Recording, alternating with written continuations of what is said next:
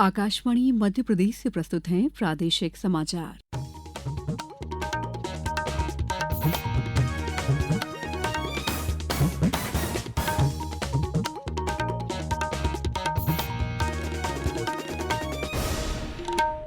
नमस्कार, समाचारों के साथ मैं दीपा सिंह।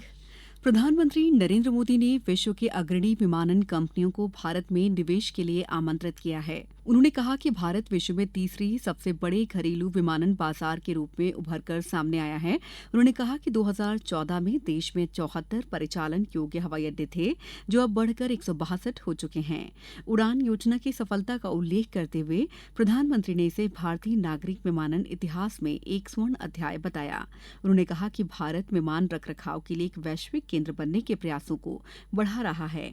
श्री मोदी ने कहा कि 2014 में भारत के पास 154 रख रखाव, मरम्मत और ओवरऑल एमआरओ सुविधाएं हैं। ग्लोबल एविएशन इकोसिस्टम में हम न केवल एक विशाल मार्केट है, बल्कि पॉलिसी लीडरशिप, इनोवेशन और इंक्लूसिव डेवलपमेंट के प्रतीक भी है। आज Bharat global space aviation convergence का एक उभरता हुआ लीडर है। आज भारत दुनिया का तीसरा सबसे बड़ा डोमेस्टिक एविएशन मार्केट है। हमारी उड़ान योजना की सक्सेस इंडियन सिविल एविएशन का एक गोल्डन चैप्टर है।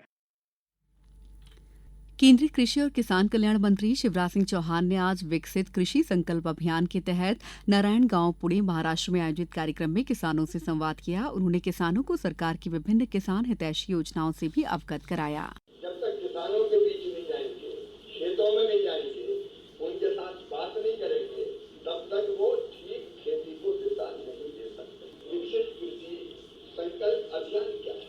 प्रधानमंत्री नरेंद्र मोदी जी का संकल्प है विकसित भारत, और विकसित भारत बिना विकसित खेती और समृद्ध किसान के बन नहीं सकता।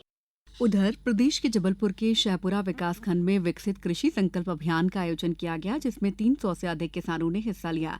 ये आयोजन किसानों को आधुनिक और वैज्ञानिक कृषि तकनीकों से जोड़ने की दिशा में एक महत्वपूर्ण पहल रहा।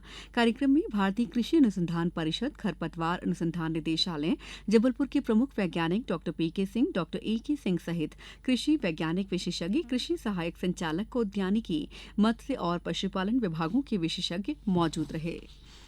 लोकसभा में नेता प्रतिपक्ष राहुल गांधी आज भोपाल में हैं। उन्होंने प्रदेश कांग्रेस कार्यालय में पार्टी के संगठन सृजन अभियान का शुभारंभ किया। उन्होंने राजनीतिक मामलों की समिति की बैठक भी ली। राहुल गांधी आज शाम तक भोपाल में रहेंगे। इस दौरान वे लगातार बैठकें लेंगे। वे रविन्द्र भवन में जिलाध्यक्षों और ब्लॉक अध्यक्षों के अधिवेशन को भी संबोधित करेंगे।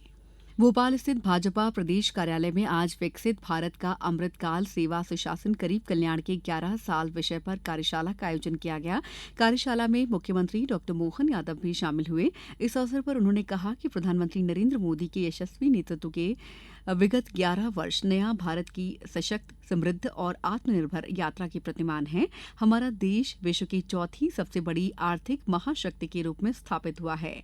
इन वर्षों में सेवा, सुशासन और गरीब कल्याण के कीर्तिमान ने जन जन के जीवन में खुशहाली का नया अध्याय लिखा गया है।